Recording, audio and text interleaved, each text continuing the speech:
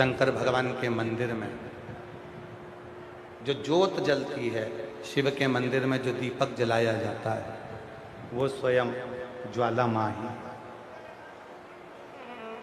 ज्वाला पशुपति व्रत में आप और हम पशुपति व्रत जब करते हैं, कोई मेरी जीजियाँ, कोई मेरे जीजा, कोई मेरी बेटियाँ, कोई बेटा, कोई मेरे बुजुर्ग माँ बाप जब पशुपति व्रत करते हैं, उस पशुपति व्रत में मंदिर से 5 दिए प्रज्वलित करने के बाद एक दिया लेकर हम अपने मंदिर से घर की ओर जाते हैं। पहले 5 दिए अपने मंदिर में प्रज्वलित करते हैं, फिर 6ठा नंबर का जो दिया है वो घर में प्रवेश करते समय सीधे हाथ की ओर, राइट हैंड की ओर बैठकर घर की ओर मुख कर कर उस 6ठे नंबर के दिए को प्रज्वलित किया, जलाया। उस 6ठे नंबर के दीपक को किस लिए? शिव महापुराण में 3 चीजें हैं। एक पाशुपत अस्त्र। पाशुपत अस्त्र वो अस्त्र जो भगवान राम जी को भगवान शिव जी ने दिया। पाशुपत अस्त्र वो अस्त्र जो भगवान शंकर ने भगवान कृष्ण को दिया। दूसरे नंबर पर है पाशुपत योग। पाशुपत योग जो स्वयं भगवान शंकर ने भगवान कृष्ण को प्रदान किया, भगवान श्री राम जी को प्रदान किया। और तीसरे नंबर पर है पशुपति व्रत।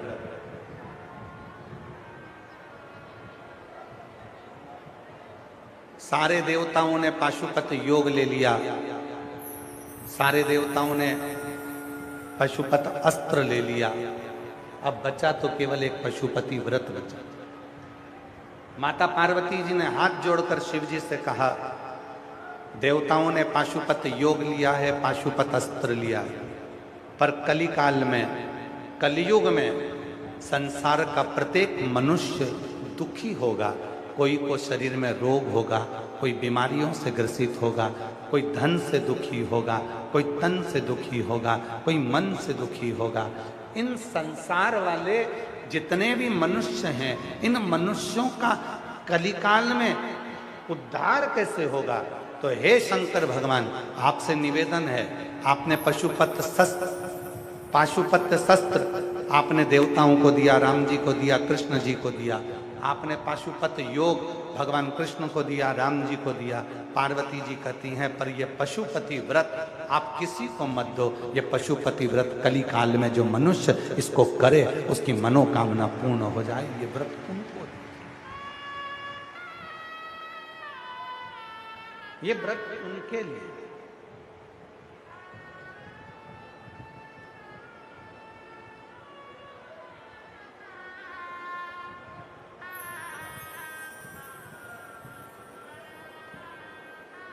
और जो पशुपति व्रत को इस कलिकाल में, कल जहां हम अग्रसेन भवन में ठहरे हैं, वहां पर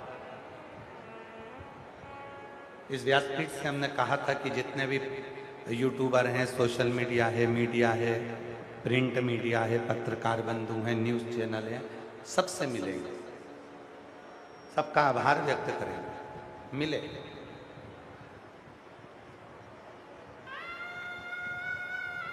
छत्तीस कौम के भी जो सदस्य आए, उनसे भी मिलना होगा, क्योंकि 2 दिन हम मिलते हैं, 5वां दिन, 6ठा। उसमें से एक पत्रकार बंधु ने बड़ा सुंदर प्रश्न किया कि श्री शिवाय नमस्तुभ्यम, ये मंत्र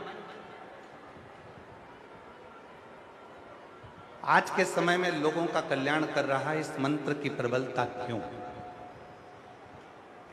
हमने कल भी कहा मीडिया के सामने और आज फिर कहते हैं, इस मंत्र को श्री वेद व्यास जी ने शिव महापुराण के अंदर विद्धेश्वर संहिता में लिखा। पर कली काल के लोगों ने शिव महापुराण को कपड़े में लपेटकर, कपड़े में मखमल के वस्त्र में बांधकर उन्होंने शिव पुराण को रख दिया था। वो शिव पुराण लोगों के हृदय में, उनके चित्त में इतनी जल्दी बैठ नहीं पाए। पर उस शिव पुराण को जब से शिव भक्तों ने सुनना प्रारंभ करा और उनके चित्त में विद्येश्वर संहिता का ये श्री शिवाय नमस्तुभ्यम मंत्र आया और उन्होंने गीता प्रेस गोरखपुर की शिव पुराण को पढ़ा, सुना, उनके बाद में उनके मन में आया कि एक मंत्र पृथ्वी पर ऐसा भी है श्री शिवाय नमस्तुभ्यम, जिसको अगर नहीं भी जपे और कोई जप कर निकल रहा है तो उसके मुख का दर्शन कर कर भी व्यक्ति अपने जीवन को सार्थक कर लेगा।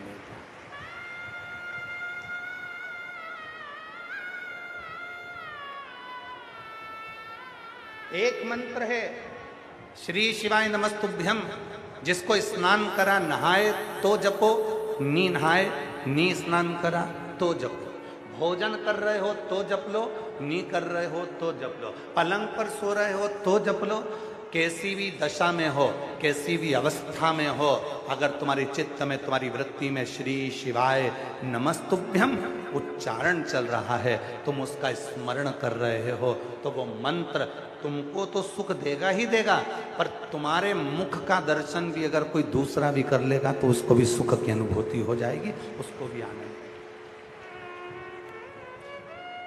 ये वो मंत्र है, ये वो मंत्र। इस मंत्र की मूलता है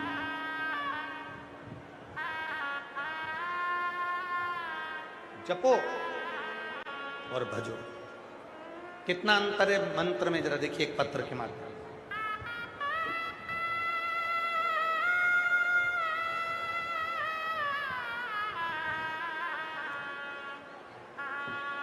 जरा पत्र को पढ़िएगा, बड़ा सुंदर पत्र है कि श्री शिवाय नमस्तुभ्यम बोलना और शिव महापुराण के कथा के पंडाल में बैठकर कथा को सुनना, शिव को अपने मन की बात कहना, कितना उसका असर होता है जरा देखिए। मेरा नाम अनीता है, मैं हरियाणा में हांसी जिला हिसार की रहने वाली हूँ। पत्र को आप लोग एलईडी पर पढ़ सकते हैं, आस्था चैनल पर पढ़ सकते हैं। मेरा नाम अनीता है, मैं हरियाणा में हांसी जिला हिसार की रहने वाली। मेरा मोबाइल नंबर ये है। गुरुजी, मेरे लड़के की शादी 2019 में हुई थी और उसके घर में एक 4 साल का लड़का भी हो गया, लेकिन मेरे बेटे की बहू हमारे घर में रहना नहीं चाहती थी। 2026 में फरवरी में उसने मेरे बेटे से तलाक ले लिया।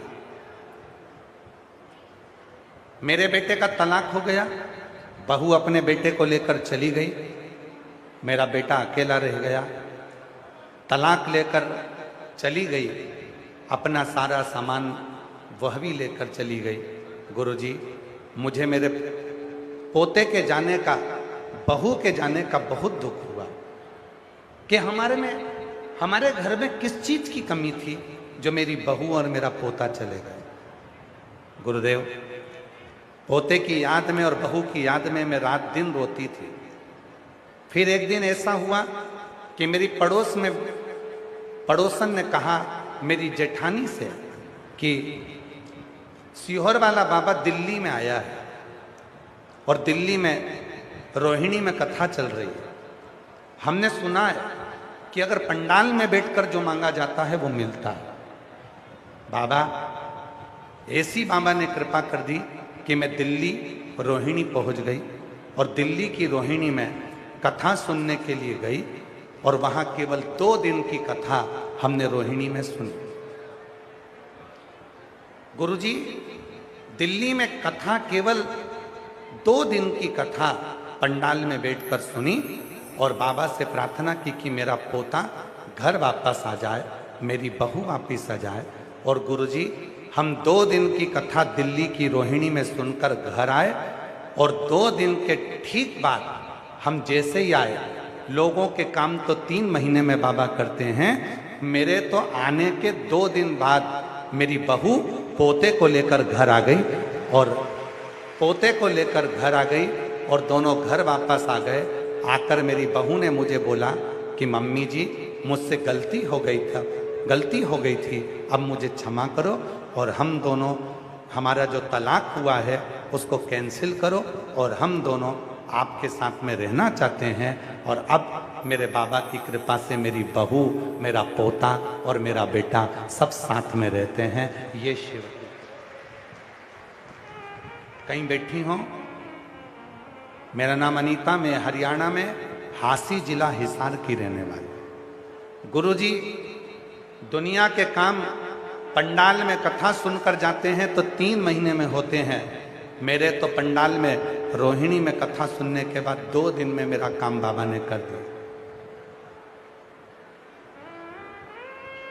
एक लाइन उन्होंने बदल के लिखी है जो आज तक हमने नहीं गाई है, उस लाइन को आप भी देखिए।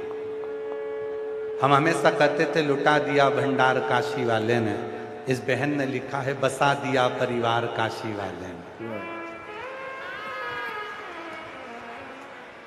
कर दिया माला माल काशी।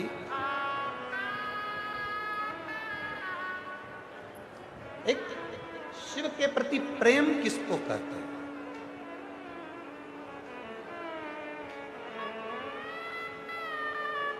विश्वास किसको कहते हैं? भरोसा किसको कहते हैं? दृढ़ता किसको कहते हैं? वो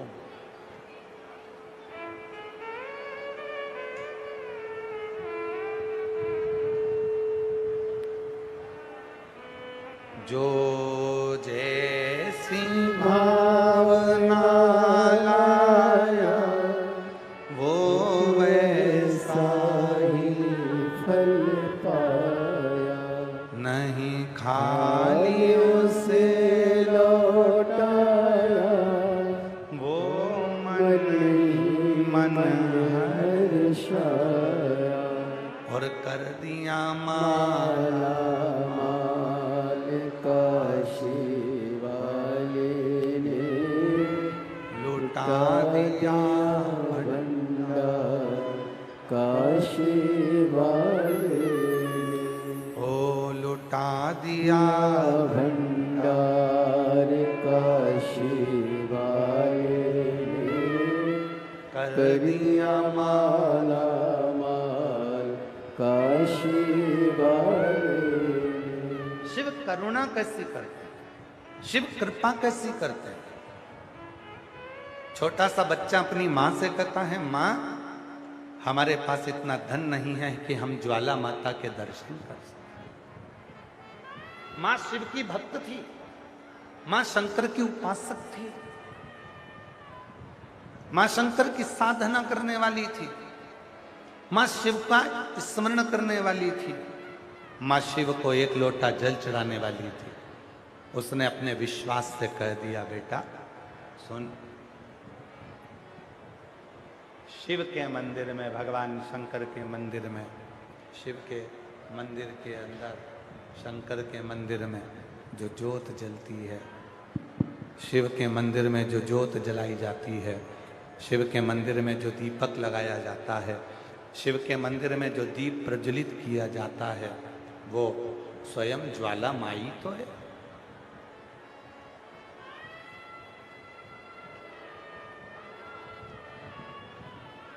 कितने ज्योतिर्लिंग हैं? जम के बोलो, जम के। क्या बोलते हैं उनको? ज्योतिर्लिंग।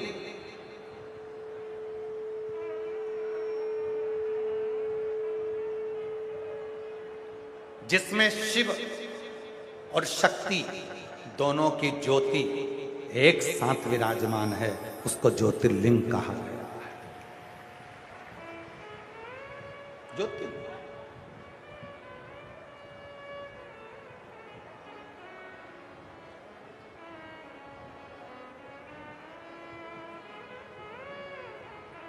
शिव और शक्ति दोनों हैं। आप लोगों में से देवघर कोई गया है? 12 ज्योतिर्लिंग में से एक ज्योतिर्लिंग है देवघर, बाबा बैद्यनाथ।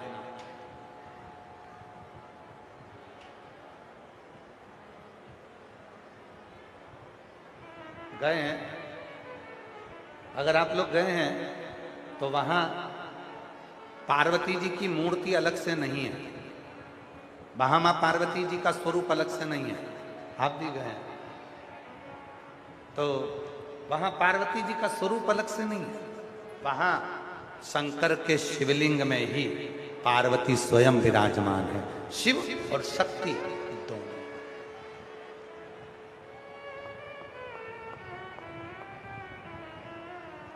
विश्वनाथ जाइए, 12 ज्योतिर्लिंग में से एक ज्योतिर्लिंग काशी विश्वनाथ, जहां पार्वती जी का स्वरूप अलग से नहीं है, अन्नपूर्णा का स्वरूप है, पर पार्वती मैया उस विश्वनाथ जी के साथ में, विश्वनाथ के शिवलिंग के साथ, ज्योतिर्लिंग के साथ विराजमान। ज्योतिर्लिंग हम आप लोगों से क्यों कहते हैं कि अपने घर में भले लड्डू गोपाल हैं, अपने घर में भले कृष्ण राधा हैं, अपने घर में भले सीताराम जी हैं, अपने घर में भले गुरु देवता बैठे हों, अपने घर में भले देवी देवता बैठे हों, पर अपने घर में एक छोटा सा पाषाण का, पत्थर का, एक पारद का, स्फटिक का, कोई भी लकड़ी का, चाहे जिसका मर्जी हो उसका, तुम्हारे घर में एक छोटा सा शिवलिंग जरूर होना चाहिए। क्यों होना चाहिए? क्योंकि जिस घर में शिवलिंग होता है उसमें शंकर और पार्वती की ज्योति हमेशा रहती है, और जिसके घर में ये दो ज्योतियां हमेशा रहती है उसके घर में कभी विपदा नहीं आती है, उसके घर में कभी तकलीफ नहीं। और तकलीफ आ भी जाएगी ना तो थोड़ा समय लेकर चली जाएगी।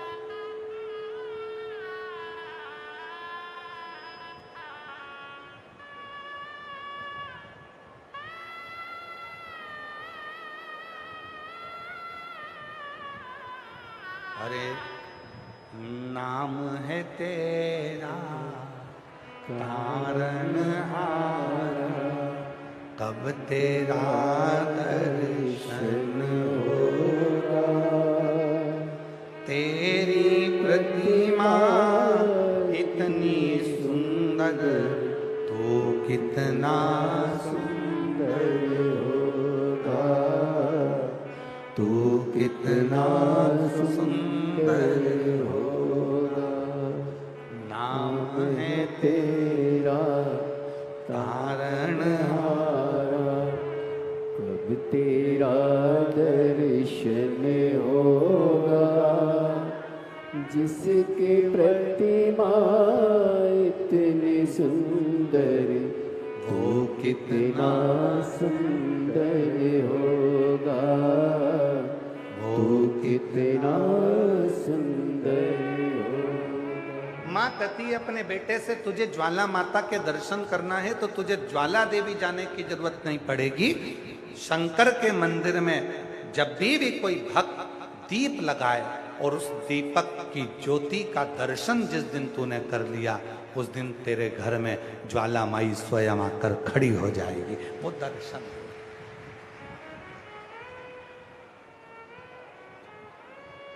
भक्त बावरा था, बच्चे ने मां की बात सुन ली,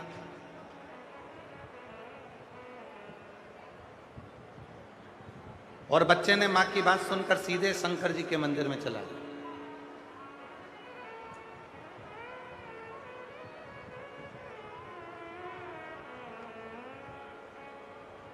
मंदिर में एक दीपक रखा था जो जल नहीं रहा था, बुझा हुआ था।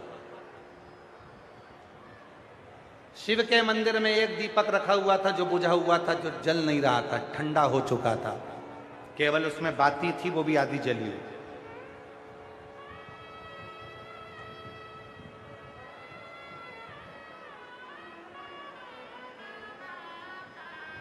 बच्चा उस दीपक को उठाकर घर में लिया है।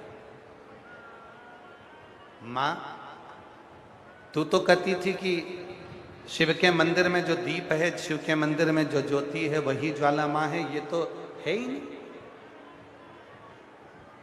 मां ने अपना माथा ठोका, कहा, मैंने तुझे कहा था कोई दीपक जला कर जाता है तो वो ज्योति ज्वाला मां होती है। नहीं मां, मेरा मित्र कह रहा था ज्वाला जी में जो ज्योत है उसको किसी ने जलाया नहीं है, ज्वाला जी में जो ज्योत है उसको कोई ने प्रज्वलित नहीं करा, वो तो अपने आप मां प्रकट हुई है। तो मां मैं नहीं मानता, मैं उस दिन मानूंगा जिस दिन ये बुझे हुए दीपक में ज्योति आ जाए।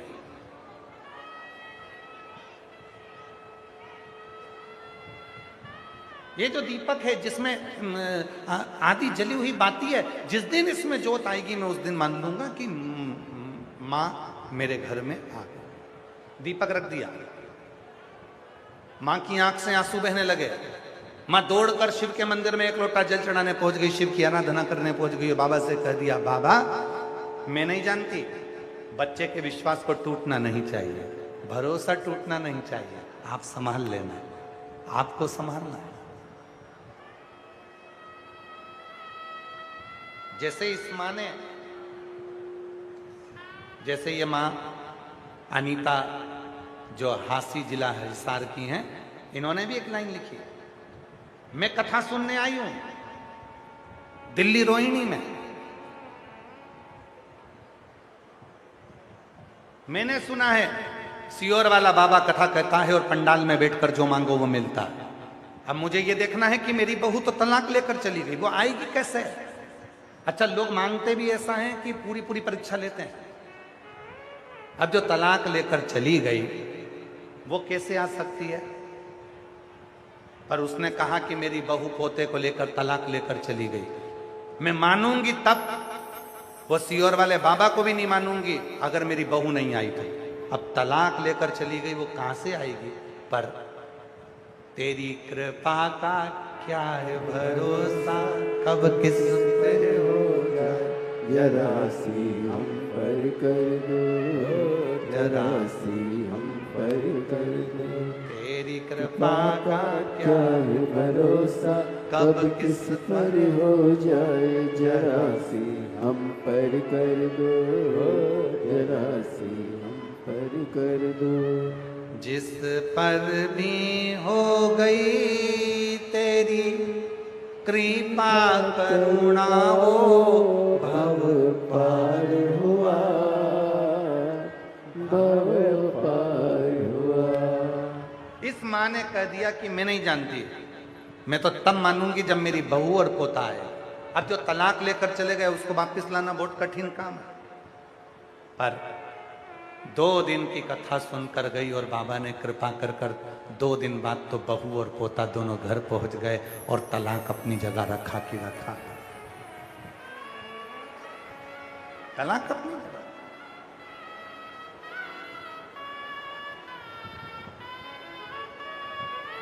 भाग्य लिखना विधाता का काम है, पर भाग्य को पलट देना मेरे महादेव का काम है। पलट दिया, भाग्य को पलटा।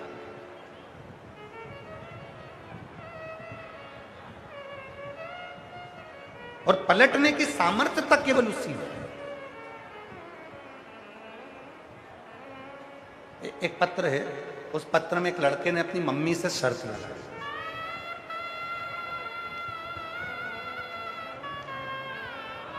तेरी कृपा का क्या है भरोसा, कब किस पर हो जाए, जरा सी हम पर कर दो। मेरा नाम मनीषा है, मेरे पति का नाम संजय राणा है। गुरुजी, मैं अराइनपुरा ग्राम जिला करनाल की निवासी हूँ। मेरा नाम मनीषा है, मेरे पति का नाम संजय राणा है। गुरुजी, मैं अराइनपुरा ग्राम जिला करनाल की निवासी हूँ। अहो भाग्य हमारे जो आप हमारे शहर घरोंडा में पधारे। गुरुदेव, मैं आपकी कथा टीवी के माध्यम से सुनती हूँ, आज तक मैं आपको कभी देखी नहीं, अभी तक मैंने आपको कभी सामने से नहीं देखा। पहली बार आप घरोंडा में आए, हमने आपका दर्शन किया।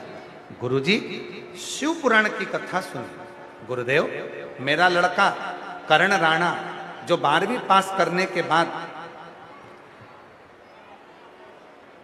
गुरुदेव कई तैयारियां करता रहा, पर उसका सिलेक्शन के लिए वो तैयारी करता। एक दिन उसने मुझसे कहा, मां क्या मैं इंडियन आर्मी में जा सकता हूं?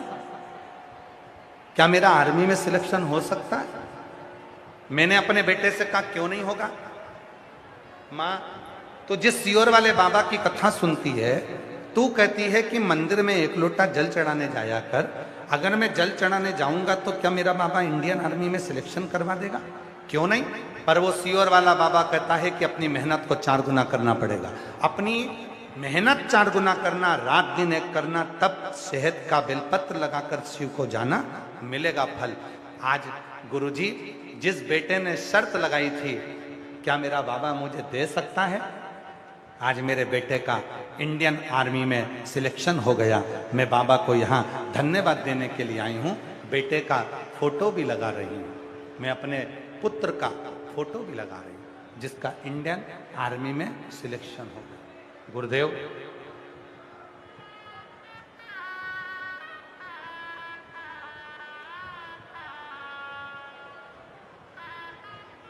मेरे बेटे का 2 जगह सिलेक्शन हुआ, एक इंडियन आर्मी में, एक इंडियन एयरफोर्स के अंतर्गत। और आज मेरा बेटा इंडियन एयरफोर्स में नौकरी कर रहा है, शिव की कृपा से उसमें चुन लिया। ये शिव की उदाहरण। आप किसके भरोसे, आपका विश्वास कितना दृढ़ और आप किस पर भरोसा कर?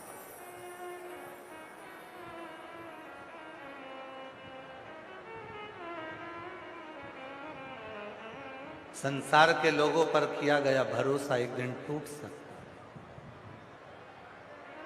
पर शिव पर किया गया भरोसा कभी टूटने वाला नहीं। 2 शब्द हैं, और वो 2 शब्द आपकी जिंदगी में हमेशा सामने आएंगे। एक शब्द है गलत और दूसरा शब्द है गलती। बोलो कौन कौन से शब्द हैं? आवाज नहीं आई, बोलो जम के बोलो जरा। गलत और दूसरा गलती।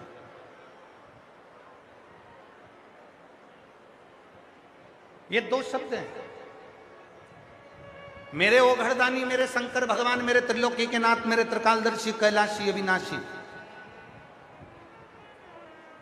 गलती करने वालों को क्षमा कर देते हैं, पर गलत करने वाले को कभी क्षमा नहीं करते।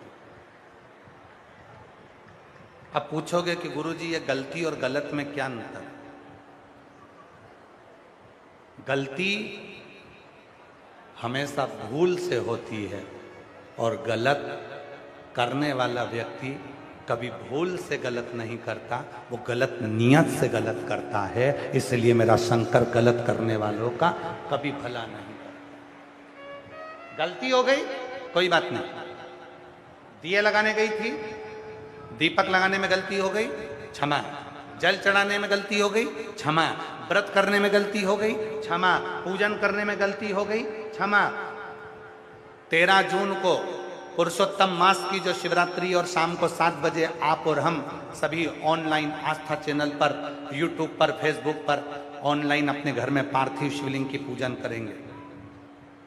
सब अपने अपने घर में पूजन करेंगे। एक जगह पर बैठकर हम पूजन करेंगे, वो सबका दर्शन कराएंगे।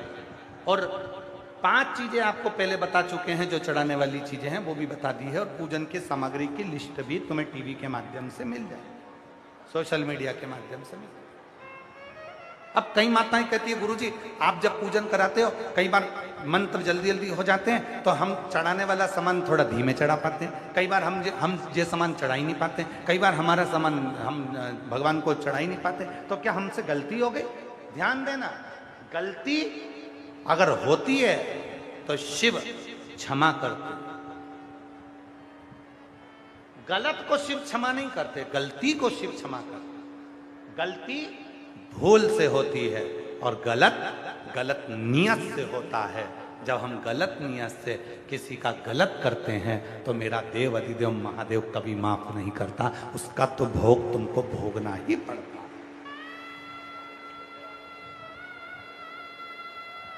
उसका भोग तो तुम्हें भोगना पड़ेगा।